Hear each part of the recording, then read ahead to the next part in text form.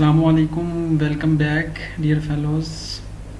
आज हम लोग करने जा रहे हैं जी CSS 22 में जो प्रोपोजिशंस आई थी, जो कि क्वेश्चन नंबर 2 था और ये बहुत टफ क्वेश्चन था क्योंकि प्रोपोजिशन मोस्टली जो CSS में आती हैं वो मल्टीपल चॉइस में 5 नंबर का देता है क्वेश्चन और उसमें से वो 4 ऑप्शन भी साथ देता, लेकिन ये प्रोपोजिशन ऐसी थी कि सिर्फ इसमें एम्प्टी स्पेस दी हुई थी और इसको आपने फिल करना था।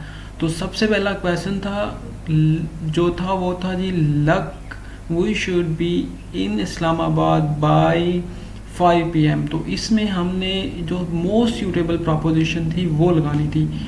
तो डियर्स, इसके लिए ये नीचे मैंने एक्सप्लेनेशन भी लिख दी है कि विद लक जो होता है ये मोस्ट सूटेबल वर्ड है फॉर लक के लिए, क्योंकि इससे मुराद है कि किसी चीज़ की होप, आप किसी को होप शो करते हैं, शोइंग होप।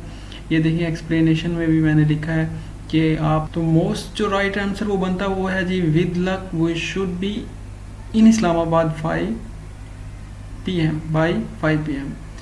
तो विद लक था इसका जी, तो ये याद कर लें। ये रिपीट भी हो सकती है, PMS में आ सकती है, CSS में रिपीट हो सकती है, क्योंकि किसी भी क्वेश्चन को रिपीट करना उसको कोई मना नहीं है, बल्कि वो होता ही मोस्टली वही क्वेश्चन वो रिपीट करते हैं किसी ना किसी पेपर में। PPSC में आप उठा के, PPSC का जो पेपर सेटर है वो CSS की उठा के दे देता है। इसी तरह जो FPSC के डिफरेंट असिस्टेंट डायरेक्टर के IB FIA के पेपर होते हैं उनमें भी ये प्रोपोजिशन आ सकती है। क्वेश्चन नंबर 3 है जी, he went his on accord nobody force him to go. तो यहाँ पे प्रोपोजिशन आएगी डियर फेलो ऑफ। क्यों ऑफ आएगी? क्योंकि हम जानते हैं कि ऑफ वंस ऑन अकॉर्ड बड़ा फेमस, मतलब ये जो ईडियम है, तो फ्रेज है, तो इसका मतलब होता है कि मतलब जो एक पर्सन है वो किसी चीज़ को अपनी मर्जी से यानी इंटेंशनली वो कर रहा होता है। तो यहाँ पे देखें, हीज़ तो ऑन की वंस आ गया इसकी जगह पे, वंस की, तो जो ऑन भी आ गया, अकॉर्ड भी आ गया। अब जो था ऑफ वंस ऑन अकॉर्ड में ऑफ मिस था, तो ये वर्ड यहाँ पे आना था of his on accord. Question number 4 की तरफ बढ़ते हैं जी।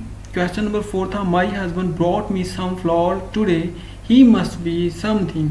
यहाँ पे देखें फिर इडियमेटिक एक्सप्रेशन है, यानी ईडियम है, उसको मिस किया हुआ है।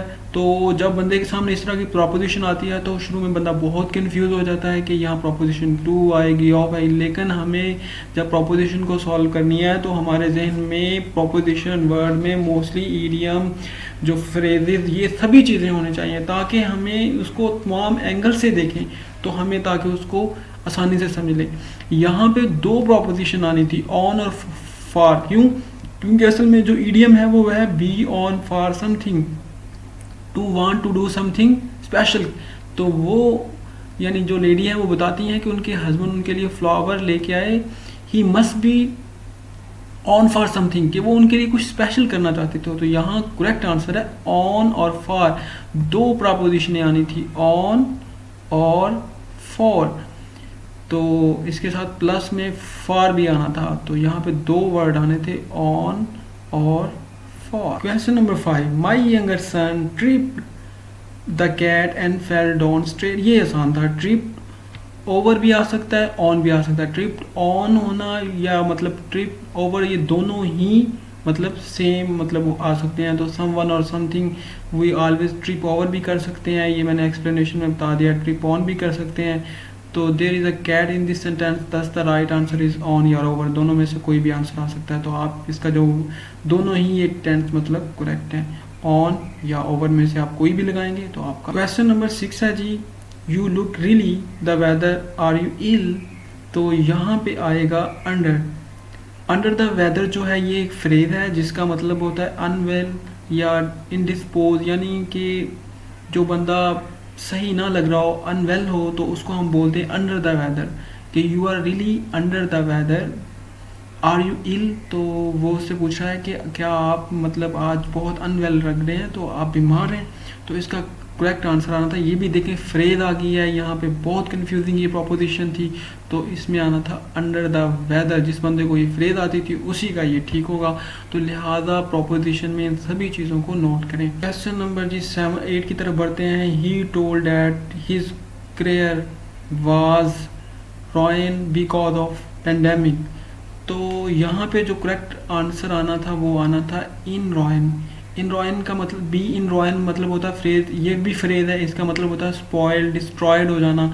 तो वो बताता है कि उसका जो कैरियर था वो रॉयन से हो चुका है, वो तबाह हो चुका है। तो बी इन रॉयन मतलब यहाँ पे आना था इन प्रपोजिशन में। तो इसका करेक्ट आंसर था he told his career was in ruin because of pandemic. तो डियर, इसी के साथ आज की प्रपोजिशन आपके लिए यहाँ पे गुड एडवाइस ये है कि प्रपोजिशन अगर CSS PMS का पेपर करने जा रहे हैं तो आप उनको इडमेटिक तरीके से भी देखेंगे, उनको फ्रेजेस के फॉर्म में भी देखेंगे, उनको आप सिंपल प्रपोजिशन में भी, जैसे उसने मतलब ऊपर वो दे दी थी जैसे इधर भी है इन ऑन, तो लेकिन ये तो फ्रेज है।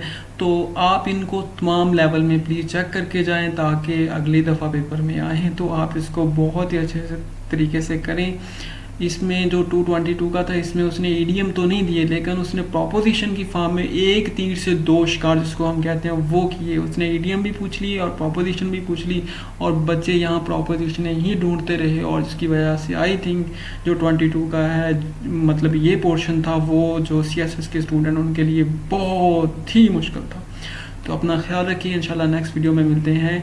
हम उसमें करेंगे CSS में जो सेंटेंस करेक्शन है वो बहुत ज़बरदस्त है, उसमें आपको बहुत नॉलेजेबल मतलब हिंट्स मिलेंगे अगर उसी, क्योंकि उसमें भी उसने बहुत ज़बरदस्त एक एक सेंटेंस में उसने 3-3 4-4 उसने जो है ना वो पॉइंट्स पूछे हुए थे सेंटेंस करेक्शन के, यानी उसमें पार्ट्स ऑफ स्पीच पूछा हुआ था, आर्टिकल पूछे हुए थे सारे इसके। तो अपना ख्याल रखिए, इंशाल्लाह नेक्स्ट वीडियो में मिलते हैं। फी मान अल्लाह।